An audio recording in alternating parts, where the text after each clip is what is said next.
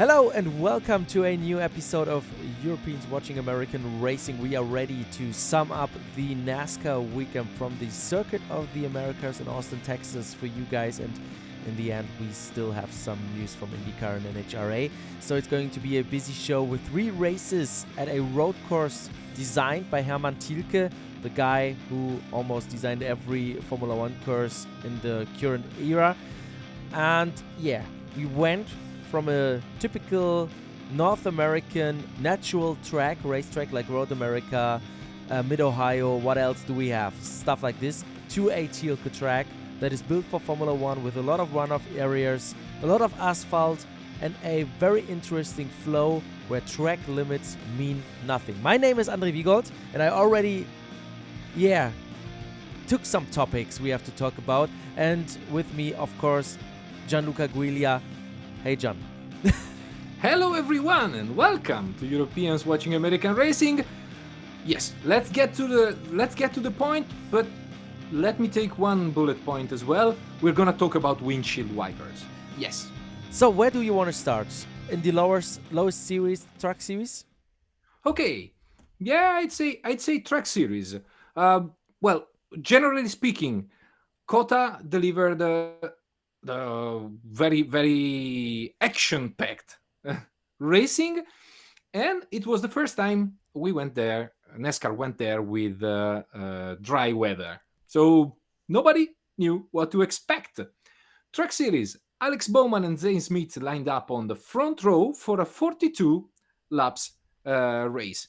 Both stages, as always happens in road course racing, were conditioned by the strategies, because on road course racing teams work backwards from the end to the start, trying to optimize their track position at the end. So it's always normal to see drivers pitting before the end of the stage, because they know they will cycle back to the front once every other driver stops during the yellow flag.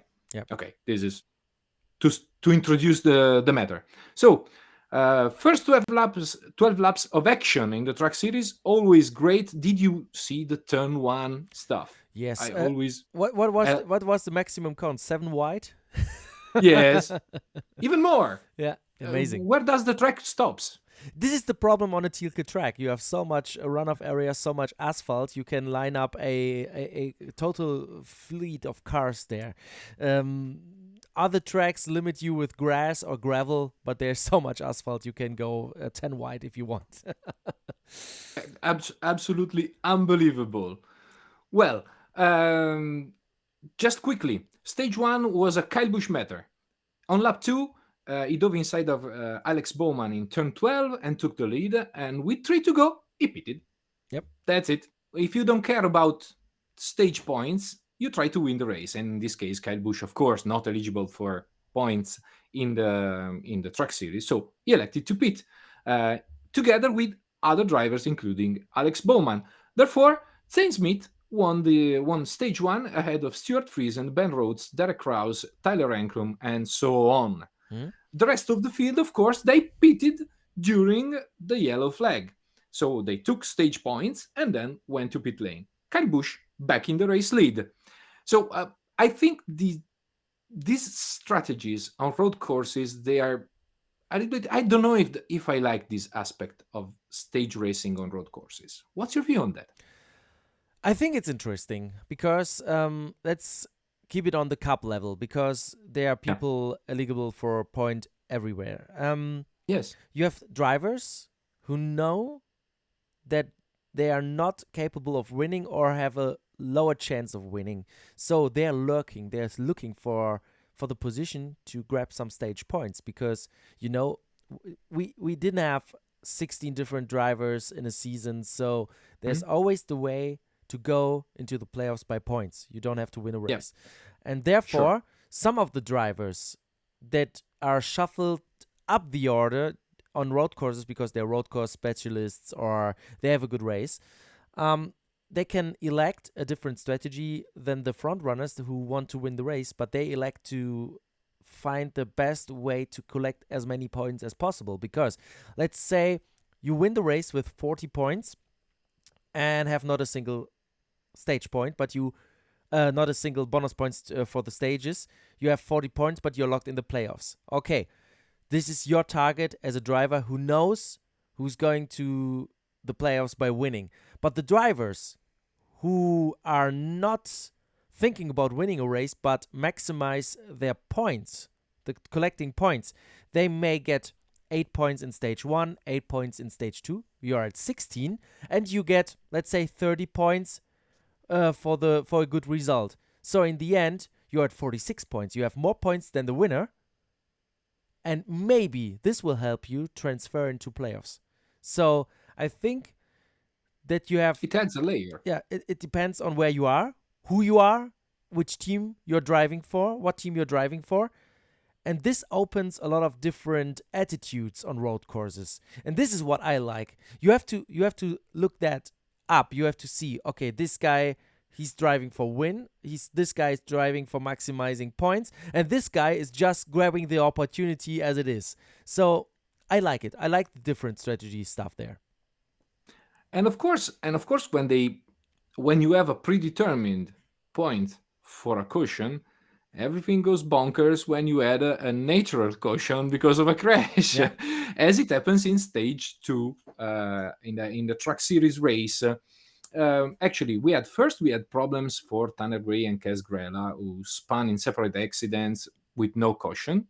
The good thing at a long track like Circuit of the Americas is that you can spin and you're not going to lose a lap, and your race is not totally gone. Then we had a spin for Chase Purdy and Matt Crafton. They were both running inside the top five. Crafton got stuck in the gravel. There you have the caution. Everybody goes to pit road under yellow. So Kyle Busch, with the rest of the leaders, pitted and restarted after past the 12th position on track. So at the front, you had Jonathan Elmechek and Zane Smith running side by side and having a really nice battle there. Nemechek got past Smith and took the lead, but then, oops, they got together, and Nemechek ended up spinning. No caution this time. So end of the stage two: Zane Smith, Ben Rhodes, Derek Krause, Kyle Busch, and Chandler Smith. Yeah. Circuit of the Americas is really nice for bumper runs. And remember, eight wheels turn better than 4. If you have 12 wheels, it's even better, as we'll see later. Yeah. So, penalty for Jonathan Nemechek for an uncontrolled tire in pit road, but I don't know how. I don't know if you understand how, but he managed to finish second. A Yeah. little bit of a spoiler. But he came back. How, man? It's a Kyle Busch Motorsports truck, first of all. It's John Hunter Yeah, that's true. Nemechek. It's John Hunter Nemechek, the second variable we have here. Man, this is a top guy. And I think Yeah. there you can see that it may could be the right step for him going back from a lower class Cup Series team to a top team in the Truck Series, because here he can really show his talent and what he's capable of doing, because John Hunter Nemechek, he's amazing in those trucks. And I think when he keeps doing that, maybe he gets someday a better opportunity to In Cup. show himself in the Cup Series, because he still has time. We saw it at COTA, who won that race.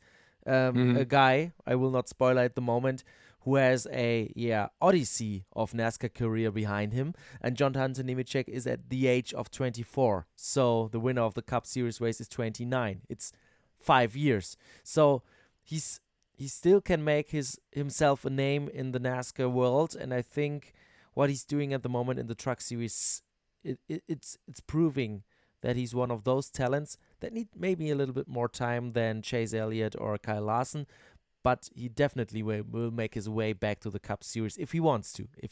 I really believe in that. Yeah. And the path to success is not always straight. Yeah. Most of the times, it's not straight. So, back to the race. Zane Smith and others headed to pit lane during the stage break, so Kyle Busch cycled back to the lead. We had a caution in the meantime for Hailey Deegan, Hmm. parked somewhere along the track. Then back to green. Hailey Deegan is having a very difficult start to the season, Yeah, by the way. definitely. I really hope this turns around for her because she's good and she deserves a little bit better luck. So back to green. Kyle Busch leading, Carson Osevar in second. Very interesting. Then, 9 to go, Zane Smith gets turned around. I only noted that and I said, oh, how then? Well, we see. We had a caution because of Matti Benedetto. Problem with his truck is E2 is having a very complicated start of the season. And Matti he and Benedetto. he's in a completely different situation than John Hunter Yes. Nemechek. John Hunter Nemechek is young and he decided to Yes. step back, but Matti Benedetto was forced to step back. He's not the youngest guy anymore in the NASCAR world, so on his part, yeah, the time is really ticking. The clock is ticking. And I think when he's not getting the turnaround in this season, we will never see Matt Di Benedetto back in the Cup Series because he's now 30 years of age. And yeah, in my opinion, if he's not crushing the Truck Series field after so many years of Cup racing, almost winning, even in a, let's say, not Kyle Busch Motorsports truck, but I really expected way more from him. Yeah, me too. Me too. And of course, on a psychological level, it's not easy. Yeah. It's not easy Uh, because you I you really may like this probably guy. Very important. I really like this guy yeah. and his path and how he did in the Cup Series, all the challenges he went through with teams closing, people replacing him, and he always found a way to strike back. But at the moment, maybe he gets a turnaround. I think he has the skills to do that. But Definitely. at the moment, it's not enough, in my opinion. And it's not an easy Yeah. situation for sure. Mm-mm. But we have to We see. had It's a long season. yeah, absolutely, and one win can turn it around. Yeah.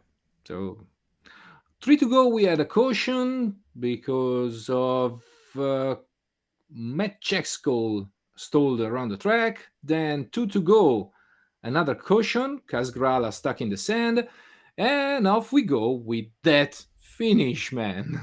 Zane Uh, Smith with the move of the year in the Truck Series, man. yes, please.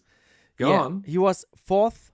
He dived in and he was first. Come on, you have to do it. Just take a look at the YouTube channel of NASCAR. Watch the highlights of the Truck Series. Take a look at that move. It was amazing. And in the end, Zane Smith sweeping the COTA race, winning all stages and the race, collecting. And this is the thing: 60 points because he was not doing the strategy game.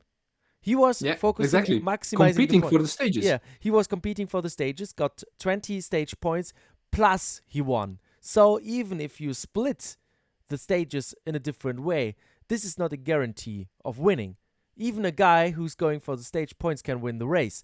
And there you see there's not a 100% strategy on road courses. You have always to deal with the stuff that's going on around you. And Zane Smith was Exactly. really optimizing everything there. Amazing race in his Ford, front row motorsports Ford, and he beat John Hunter Nemechek, who went second. You already said that. Ahead of Kyle Busch. Kyle Busch, it was his first road course race in the truck, and he almost won.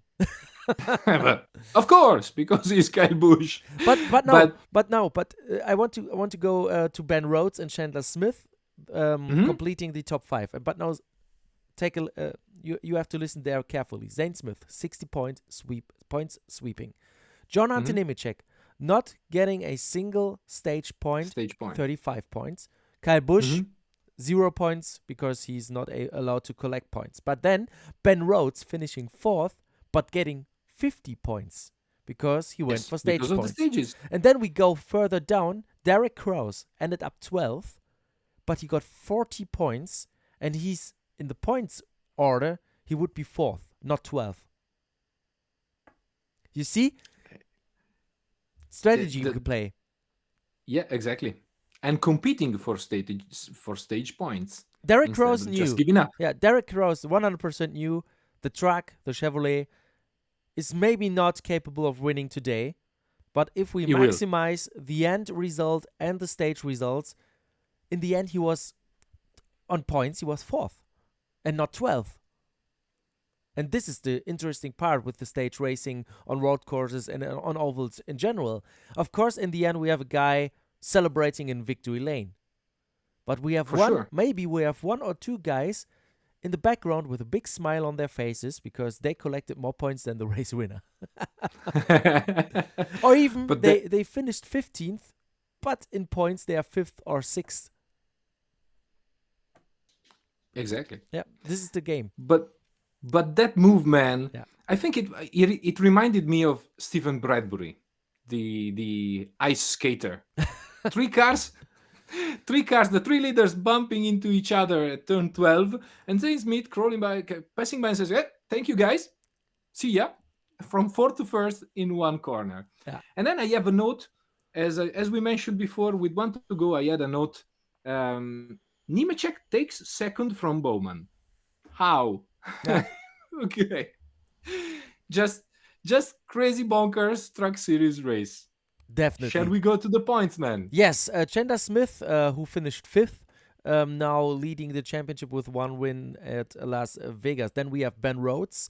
3 amazing races, 3 top 5s, but 1 bad race in Las Vegas. But consistency is key, so he's second. Mhm. Ahead of Stuart Friesen, another guy without a win, but a very consistent season. Zane Smith, the only guy with 2 race wins so far, Daytona and no COTA, but also with a disqualification in Las Vegas. So he's 4th in points, 3 top 5 finishes. Amazing season so far for Zane Smith. Tanner Gray in 5th ahead of Christian Eckes, Ty Majeski, John Hunter Nemechek with a lot of bad luck in the first 3 season races. Tyler Ankrum in 9th and Derek Kraus, the guy, finishing 12th, but 4th in the points in the race, in 10th. And this is the thing. You really can move up the order and qualify per points for the playoffs by doing stuff like Derek Kraus in COTA. And you can always count on the truck series races being, let's say, eventful, Yeah. So to this say is, the least. yeah. Let's make a cut there and move right to the NASCAR Xfinity race. That was green just 1 hour later after the checkered flag in the truck race. We saw the Xfinity race on Sunday evening, and it was an amazing race as well. In Yeah, qualify, yep, maybe the less, the less action packed of the 3 races. it's normally, I I think, feel. yeah. But this is what I'm feeling with the Xfinity series in general. I think the Hmm. Xfinity races are more, let's say, how do we say that? They are a little bit calmer, yes, a little bit. The drivers focus a little bit more. In the truck series, you have a lot of young guys, older guys, a different mix.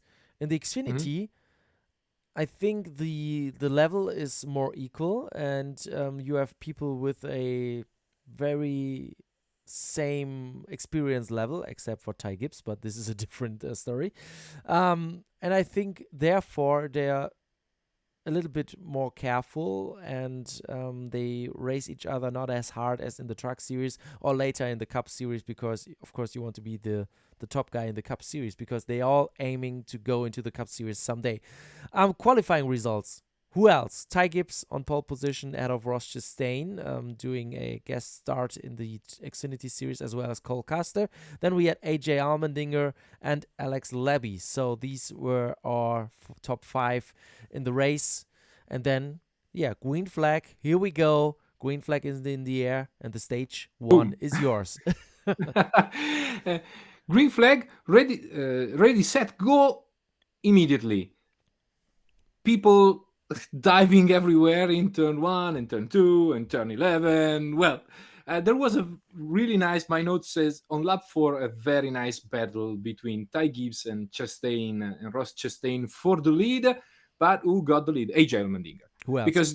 Because of course they bumped into each other several times, and as many of you fond of my commentary in Euro NASCAR would say, plenty of crisscross moves. Yep. And AJ Allmendinger takes advantage and runs into the lead. Um, Then, wait. yes, On that move, I think that really describes who AJ Allmendinger is, because yes, he outsmarted those guys. He waited and waited and waited, and he took the opportunity when it came. AJ Allmendinger, with his race intelligence and the speed he has and the experience he has, he's outsmarting those young guys. definitely. And AJ is a road course Yeah. master. Yeah. With two to go on the in the stage, Ty Gibbs and Cole Custer hit pit lane from second and third, so strategy again. But AJ Allmendinger stayed out and for an easy stage win by something like 12 seconds. So results in stage one: AJ Allmendinger, Alex Labbe, Daniel Emmerich, Parker Kligerman, Justin Allgaier, your top five. Of course, during the caution, Allmendinger goes to pit lane, Ty Gibbs stays out and cycles to the lead. Stage 2, let's green with Ty Gibbs and Cole Custer leading the field. Of course, they didn't lead after turn 1. None of the two. So once again, my notes are full of he runs wide at turn 1. Okay. Uh, this time it was, let me get back where I was. Okay, it was Ross Chastain to come out the leader of turn 1. We had some problems for Sam Mayer. Unlucky for him, he missed the gear, and Ty Gibbs, a flat tire. Uh, Chastain took a good lead in stage 2. Then I say, with 2 to go in stage 2, Chastain pits from the race lead. And Sam Mayer, the same guy who missed the gear a few laps earlier, took the lead by 14 seconds. Yep. Something most of the leaders went to pit road. So, stage 2 results: Sam Mayer, Jade Buford, Justin Allgaier, Josh Berry, and Riley Herbst, your top 5. Well, I'd say also that more drivers in the Xfinity series, probably because they are focused more on the championship and they have more experience, they tend to follow the standard strategy. Yep. Okay, leaders go back to pit lane during the caution. Ross Chastain cycles back to the race lead.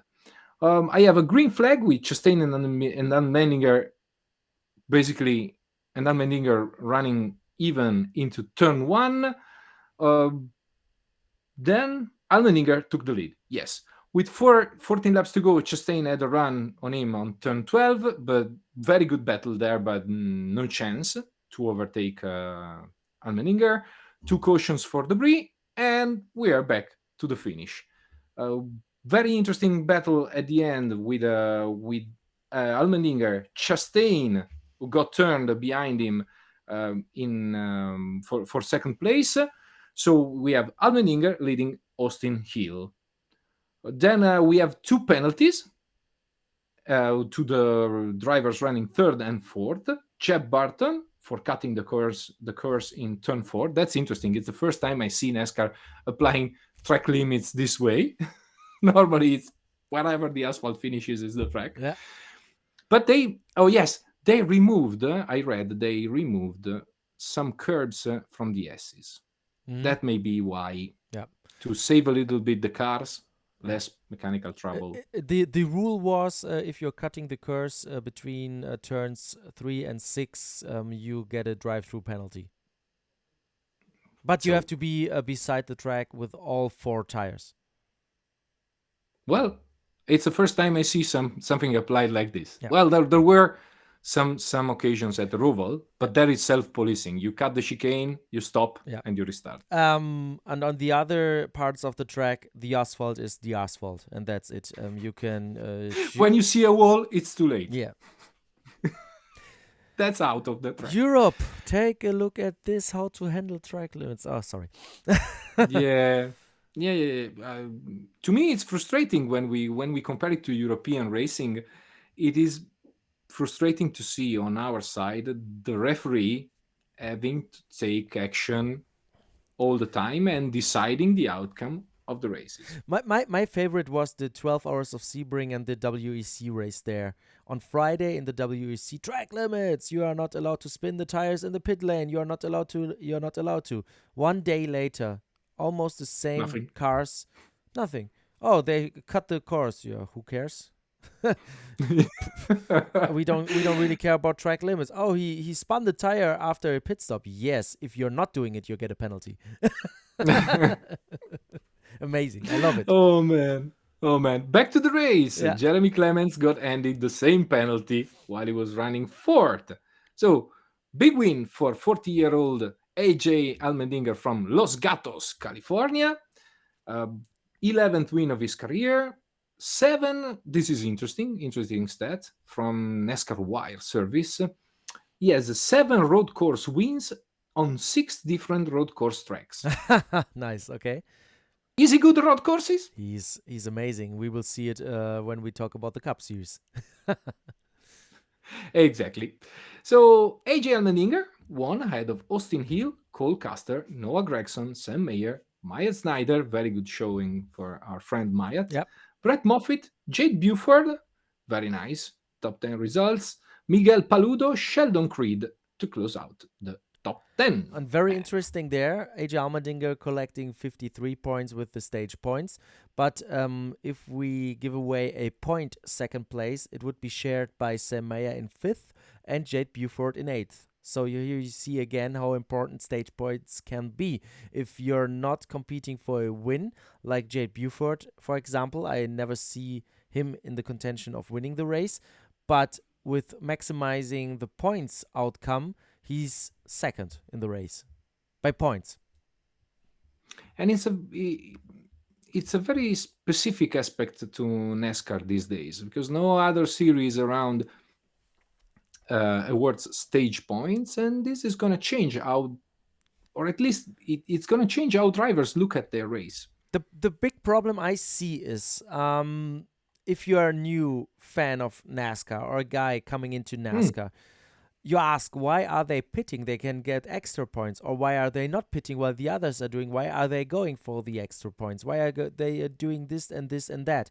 You have to know the teams, you have to know the drivers, you have to know 100% what's going on in the championship standings. Is he having already a win? Is he going for the extra bonus playoff point? Maybe, and stuff like this. Because if you win a race during the regular season, your approach totally changes. If you're not having won a race, your approach is a completely different one. And if you're in a team or if you're a driver who's not expecting to win a race, your approach is completely different. So what we call it in German television when we are commentating the NASCAR Cup Series, we already say it's high-speed chess. NASCAR Mhm. is high-speed chess. It's full of strategies, it's full of stories, it's full of information you need to understand why people are doing what they are doing. It's not only flat-out racing. It's not only going for the win and you're in. It's so much more, but it gets very complicated if you're new to that sport and you get a lot of rules with the playoffs and stuff like this you're not used to in racing, and then even the racing turns out completely different. And if you're not Yeah. seeing those little things, it's very hard to understand a NASCAR race. And I totally understand why it's getting somehow frustrating for people who may not be involved as much as we are.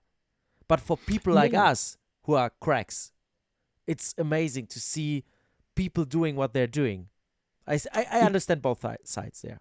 it just makes the barrier at the entrance a Yeah, little bit tougher to pass by, a little bit taller, yeah, and sometimes I'm always for me, I'm always for make it simpler. yeah. Um, and I have to say, stages were definitely a good way to compensate for lack of good racing. Now, it's very interesting for us as professionals and for real hardcore fans to understand. If you see the end play, it's very compelling. Yeah. When you don't, it's difficult to explain. When I have to explain for 15 minutes what's happening to the person beside of me, that person is already gone after 3 minutes, Yeah. unless they really love me. But when you're into it, it's amazing what we see there. Yes, This is the turning point. But you have to get to that point where you are so deep into the topics and to the stories and into the rules that that you see you it. see it develop. And Yes. then in the first hand, maybe boring race turns out thrilling. Because Yep. if you start watching what people are doing because you know why they are doing it, it starts getting exciting again. Even if you're lacking crashing, I know there are people watching NASCAR for the crashes. I know they're watching it because they want super speedway photo finishes. You will not get that on a 1.5 mile track except for Atlanta.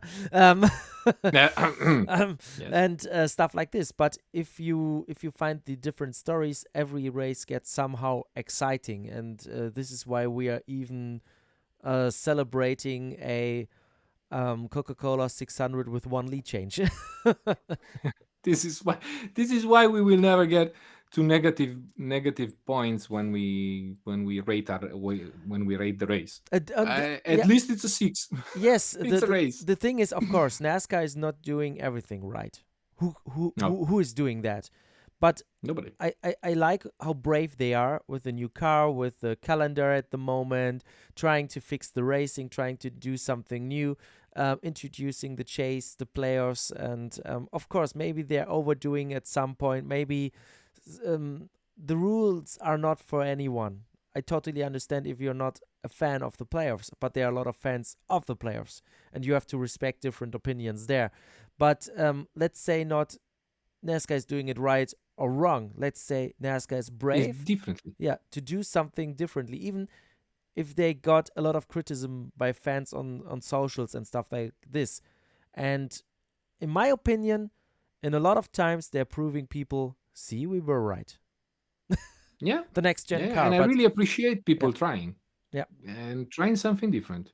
Speaking of different, man, uh, next gen car, we always say it's the same tool for everyone. It's a spec car and so on, but windshield wipers.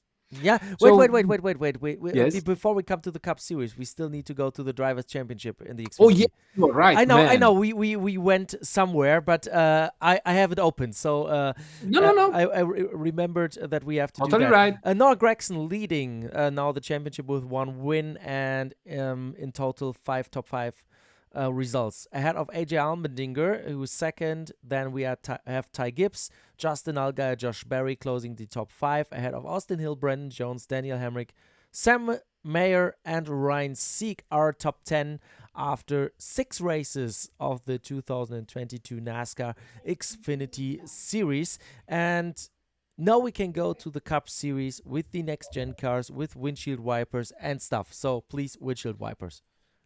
Yes, windshield wipers. We always said that the Cup Series now is the Cup Series car. The next gen car is a spec car. It's the same tool for everyone, and so on, parity and so on. But you see, when you are a top team, you can find details. So they found a detail. The Gibbs cars, the Penske cars, they all had a huge, the biggest possible windshield wiper. Why? It was dry, because it's mandatory to have it, and they discovered that a certain angle it provides a slight, very, very, very fine advantage, aerodynamic advantage. And so they went for the biggest possible windshield wiper they could mount by rulebook. Yeah. So you had some cars with a bulky, square, big windshield wiper.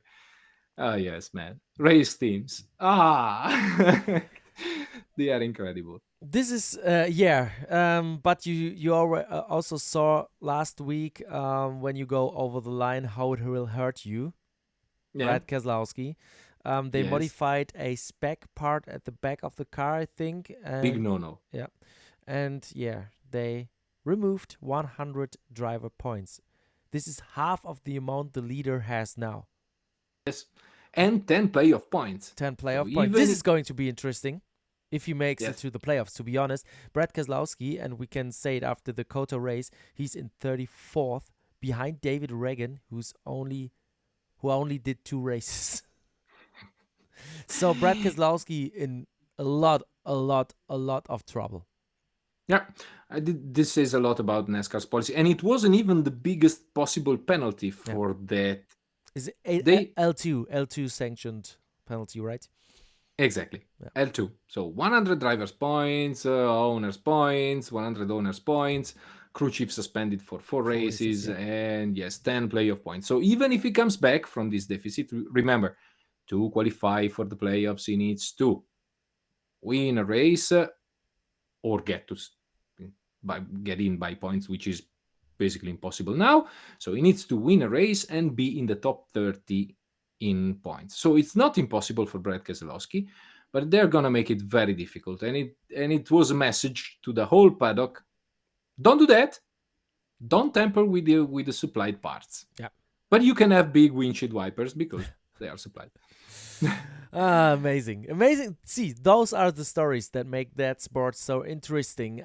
Next Yep. gen car. Before we go to the race, an Yes. overall review of what we saw this season, because now I think we can say something. We saw a super speedway, a 2 miler, 1.5 miles normal, 1.5 miles as a super speedway. We saw a shorter Mhm. track at Phoenix, and now a road Yep. course. What we are missing is a real short track, but when we go to Martinsville, we can say something.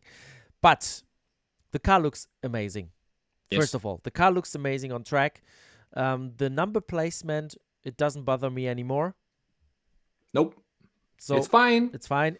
I like the old ones more, but it's fine. I cannot complain. And Um, some of them really look good. yeah, they did something very nice with the liveries, some of the teams. And what I now saw on the road course, even with the sequential gearbox, with the symmetrical chassis, with the independent rear axle stuff, rear suspension stuff, with the diffuser and all the new stuff we have in those cars. Um, it was amazing to see them on a road course. For me, they looked a little bit more agile, so a little bit turnable. Definitely. The cars were close together for a bunch of laps. Overtaking was possible. A little to Formula One, where you brake to not be in front of a guy to get DRS to be able to overtake. We don't need that in NASCAR because No, thank you. you just dive into the inside and you make a position. That's it. You we've Or you all three go out of the track because you. Yeah, a There. spoiler alert. And also we saw with the larger brakes that you can be more aggressive on the brakes, and the car really looked good. Gianluca is back. You saw the green screen, that he had some technical issues. Internet connection in Italy is not the best, as Nope. we experience every episode. No problem there. Okay, well, I said that the next gen car looked good, it felt good, it delivered good racing, in my opinion.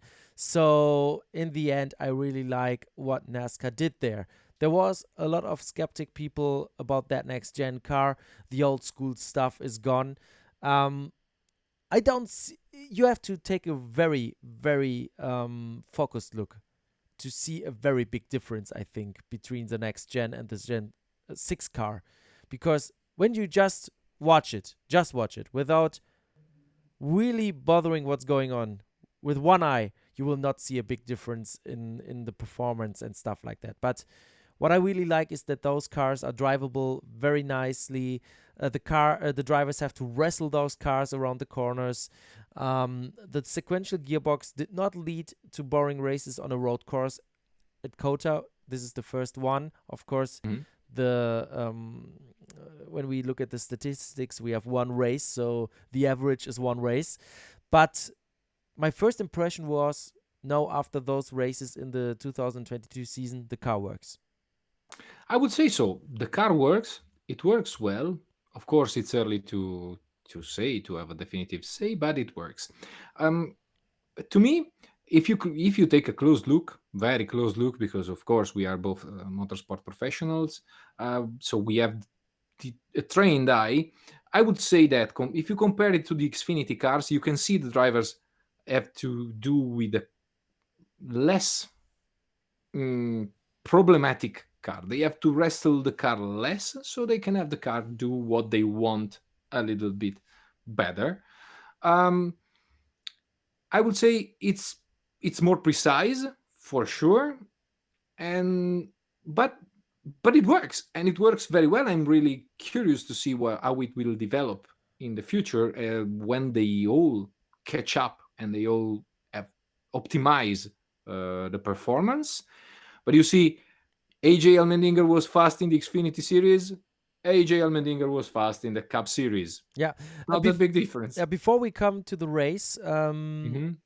before we hit the record button, you said that the new next gen car gives you the feel of the Australian supercars. Yes. And this is a good thing because take a look at the highlights of the 2022 Supercars series on YouTube. Amazing stuff, what we have there. So when we say that the next gen car reminds us on supercar racing in Australia, it's a good thing because this series delivered for years and years and years, amazing touring car racing. Yes. So 100% for it, the next gen car at the moment. As it is, thumbs up. Yeah, absolutely. What I would say, it gives me the feeling of the V8 supercar series, but less Be careful. wings. Not be careful. You can run in the supercars with a V6. Oh well, It's if it happens. yeah. They crossed out the V8 in the name. They opened it for V6, but nobody is running a Nobody V6. took it. By the way, okay, come on. We do another shortcut. Yes. This is something I think NASCAR is going to do as well. Sooner or later. This is my personal opinion and what I think is going to happen. They're going to introduce a hybrid car with a small electric unit after Le Mans. After the next gen car was at Le Mans with Hendrick Motorsports, they're going to add a hybrid car in 2024 or 2025, depends on the supply chain in the world, to NASCAR, and they will open the engine formula maybe like the supercars and say, if you come with a V6, we don't care.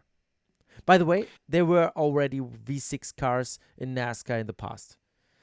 So you just address the usual question. Oh, the usual point. Oh, it was better in the past. Nope. Nope.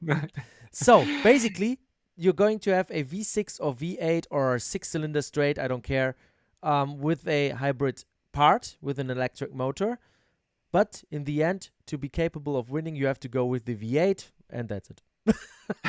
This is my feeling. Just a personal feeling. No information from NASCAR, just a personal feeling. What I really like is that it looks like V8 supercars, but without all the wings and flaps and More stock. and body parts capable of flying around or ruining your performance when they break a little bit. Yeah. It's a sturdy car. It's a solid car, the next gen car. So fantastic. It can go. We saw people having trouble hitting the wall and then come back.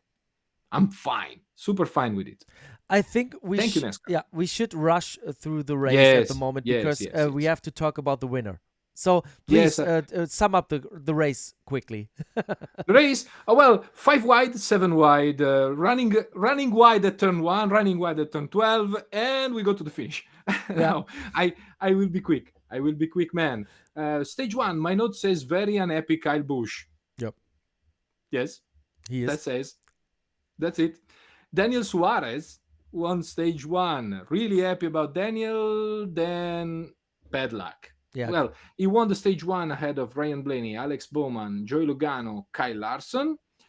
And then he headed to pit lane and Austin Cindric took the lead. And in stage 2, basically at the very beginning of the stage, Suarez got involved in a little contact, and he lost time, and his whole strategy got screwed because he had to go to pit road and have an unscheduled pit stop and so on. At the front, in stage 2, very nice battle between Ross Chastain and Austin Cindric. and AJ Allmendinger and Tyler Reddick, and of course they all hit pit road before the end of the stage, which led to Danny Hamlin winning the stage, Kyle Busch, Joe Logano, Ryan Blaney, Eric Almirola in your top 5. Well, I want to mention, before we go to the last part of the race, I want to mention two things in stage 3. And a surprising start of the stage with 3 Penske cars at the front, and none of them making out of turn 1 the leaders. So it was Chastain who came out. He was fourth and he came out first after turn 1. Well, problems for Logano and Cindric. They all got shuffled back. And then a very nice battle around half of the stage between Chase Briscoe and Ross Chastain. Multiple back and forth, very, very, very, very nice. But then it's time to go. We had a rush of cautions at the end with 6 laps to go. Our friend Loris Ezemans had to retire gearbox problem, and it was the cause of one of the last cautions. And we went to a last lap that I leave it to you because it's just fantastic, man. It was fantastic. First of all, it was a 3-way battle for the win between Alex Bowman, Ross Chastain, and AJ Allmendinger. Allmendinger, he tried the same move like in the Xfinity series. He was waiting and waiting, but this time he was running out of laps, so he needed to help himself a little bit. So he pushed Ross Chastain a little bit wide. Yep. Ross Chastain went wide, and Alex Bowman took the lead because he said, "Man, AJ, I saw that in the Xfinity race. I go into the inside and take the lead. So you were involved in a clash, so I take advantage of that." Okay, so we have Bowman, AJ Allmendinger, and a Ross Chastain. Ross Chastain. 2 corners later? Yeah, 2 corners later. Ross Chastain with the bump and run move of the century. He took the bump and run on AJ Allmendinger. He bumped him from the back. Just slight. It was not even that hard. But that forced AJ Allmendinger to crash into Alex Bowman. And in the end, it was the Watermelon Man from Florida, 29-year-old Ross Chastain, winning the race ahead of Alex Bowman, Christopher Bell, Chase Elliott, Tyler Reddick, Ryan Blaney, Martin Truex Jr., Austin Cindric, Eric Jones, and Austin Dillon to take his first Cup Series race and his 6th national NASCAR Series win at the Circuit of the Americas. The problem is AJ Allmendinger, after that bump and run, he stopped in the gravel, and he never finished the race. But Ross Chastain, after the race, he's climbing onto the car. He's getting the watermelon from Florida. He squashed it. He ate it. We saw the first watermelon squashed in the Cup Series, and the first win of Trackhouse Racing. Justin Marks, Pitbull, totally happy. You have seen Justin Marks, how many passion he has in that NASCAR team. And Ross Chastain proving that Trackhouse Racing is for real. Is starting as a startup team. They were a startup. I think Kelly Crandall wrote that on Racer.com. They went from a startup team to established team in a rush. Of course, they bought the manpower and the facilities of Chip Ganassi. You cannot take that away. This made a big move for them. But Chip Ganassi was always there for a win because he had talented drivers like Kyle Larson, Kurt Busch. But the team was never Hendrick, Gibbs, or Penske. But now with Justin Marks and Trackhouse taking over and having NASCAR as their main point, because Ganassi was focused on IndyCar and IMSA more than on NASCAR. But now with Justin Marks using that power he has, creating that team with 2 drivers that are still in a position they have to prove themselves. Ross Chastain and Daniel Suarez, those are no drivers who are regularly in the victory lane. Ross Chastain for the first time. Daniel Suarez, 100% could have been capable of winning without that clash he had in stage 2. He was there. He was incredibly fast. These guys at Trackhouse did something amazing. And what I read is that people saying, it's because of the next gen car, because of the spec parts, that's why they're there. No, that's not right. Because when we go on that, where's Roush Fenway Keselowski racing? Where's Richard Childress racing? Of course, they're getting better, but where are they? Where's 2311 racing? Where's, let's say, Front Row Racing, Front Row Motorsports? Where are Well, they? that's true.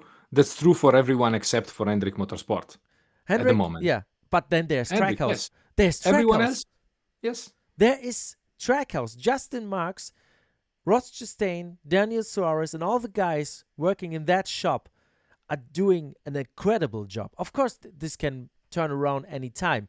But now we have Ross Chastain locked into the playoffs.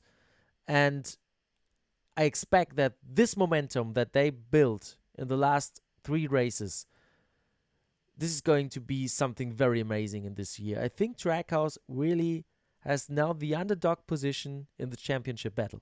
I think really, with a bit luck, a little bit of momentum, and a little bit of learning, and gathering that experience they need, they can really be a title threat in 2022. And of course, we can say that Chevrolet started the season very well, very better, much better than Toyota. Yeah. Absolutely. We can say that, and I think Jeff Gluck said, and Jordan Bianchi said it in their podcast, The Teardown, out of 128 employees at Trackhouse, 114, 15, they are Chip Ganassi Racing employees, of course. But you can see the spirit, you can see the mentality they have, and you can see the teamwork. Suarez was among the first to congratulate with his teammate Ross Chastain. I'm a little bit sorry for Suarez because I would have liked him to be the first one to win a race for Trackhouse, of course, but they're getting there. And at the moment, they are the second team in NASCAR. Yeah. We can easily say that, of course. The big giants, the Gibbs, the Stewart Racing, they will catch up for sure, of course. But for now, enjoy it. And I'm sure they will use this moment and this momentum to improve further. Yes, definitely. Before we go to 2 different more stories I have in the NASCAR world, let's go through the overall standings very quickly. Yes. Chase Elliott leading the championship without a win, but consistency, ahead of Ryan Blaney, same story, and Joey Logano, same story. Then we have the first race winner with Alex Bowman, ahead of Ross Chastain, William Byron in 6th, Martin Truex Jr., the first driver of the, let's say, older generation in 7th. See, 3 topics. Eric Almirola, Chase Briscoe, and Tyler Reddick are top 10. We have Joey Logano, older than 30, in 3rd. We have Martin Truex Jr. in 7th. Eric Almirola in 8th. And that's it. These are the drivers with an age more than 30. All other guys in the top 10 are younger. But before we come to that topic, let's briefly explain what Ross Chastain and that watermelon means. This kid grew up on a watermelon farm in Florida. His family is in the watermelon farming business. Since 8 generations. Yes. And his father is also one of the most important guys in the watermelon system there, in the different organizations they have there. I think the Florida organization is also sponsoring Ross Chastain sometime in the truck series. And Ross Chastain is a first-generation driver. Yes, his father at some point did some hobby racing, but he's not coming from a dynasty like Chase Elliott or Ryan Blaney or who else do we have? Like those guys. He's a first-generation driver who had a lot of obstacles in his career. He was there in the Cup Series, moved back, never got the DC Solar fiasco. Yeah. Oh. There were so many things hurting his career. Now at the age of 29, he's there winning his first Cup race and squashing that watermelon, eating it. It's not waste. He's eating it as well. And it's amazing to have a guy like Ross Chastain after that career with the background that is not similar to other race car drivers we have at the top level in NASCAR, and how now he's there with a team that is not part of that dynasty stuff as well. So for me, having Trackhouse and Ross Chastain at the top at the moment is just an amazing story. It is. It definitely is.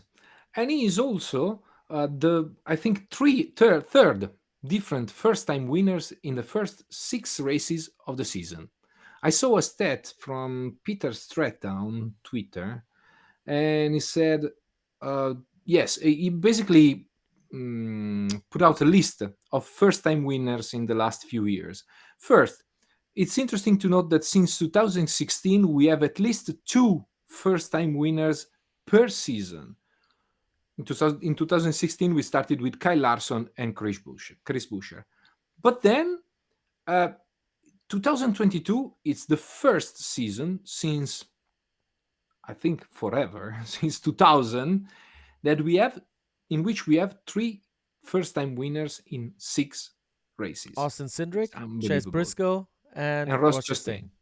Last year, just for comparison, 3 first time winners. The first 2 in the first 2 races of the season, Michael McDowell and Christopher Bell, and then Bubba Wallace. Yeah. 2 first time winners in 2020, 2 first time winners in 2019, 2 first time winners in 2018. What I see is a change of generation, is a passage to a new generation, and there are plenty of drivers on the grid with at least 1 win. Perfect transition, because I wanted to go there to that topic, because you mentioned Bubba Wallace, Talladega Mhm. 2021, rain shortened race, but win is a win. Since then, not a single race won by a driver older than 30.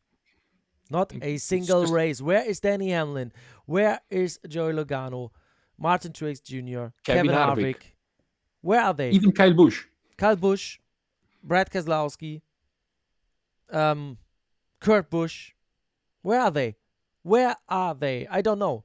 They are somewhere. Take a look at this. Martin Truex Jr., not a single top 5. Martin Wow. Truex Jr., not a single top 5. Kyle Busch, 1 top 5. Kurt Busch, 2 top 5s, it's okay. Kevin Harvick, not a single top 5. Who else do we have? I have to go down. Danny Hamlin, not a single top 10. What the hell is Wow. going on? Danny Hamlin It's really needs to rethink if he's capable of being a top NASCAR driver at Joe Gibbs Racing and a team owner, I think. yeah, yeah. He said it. He It's said, early to yeah, say it, but but he said it on the documentary with Bubba Wallace that it's going to be a very hard task. So mhm, it's not out of the blue. He said it already that it's going to be yeah, a tough thing. So maybe this start of the season we gets him thinking. yeah, and we saw it with other people as well, with Brad Keselowski and with Kyle Busch being a team owner, Kevin Harvick. Yeah. Being a team owner, it's a whole different ball game, and it takes a lot of energies and a lot of time, and sometimes it goes to the detriment of your on track performance. Yeah. So, 2311 is something he could not pass on. Definitely to be involved with Michael Jordan and so on. So he will have to adjust. I'm sure he can return to his level. But man, we have plenty of young guys at the front, and Six, it's good. yeah, 6 different winners so far, the same as last year. But now we need the veteran drivers to step up and race to make a better move in the races. Next race in the upcoming week on Sunday, I think around 9:30 in German time, Central European time. It's Richmond, and Richmond can be such a race for a veteran driver to be back with a race win, because normally Richmond is dominated by one guy. Normally.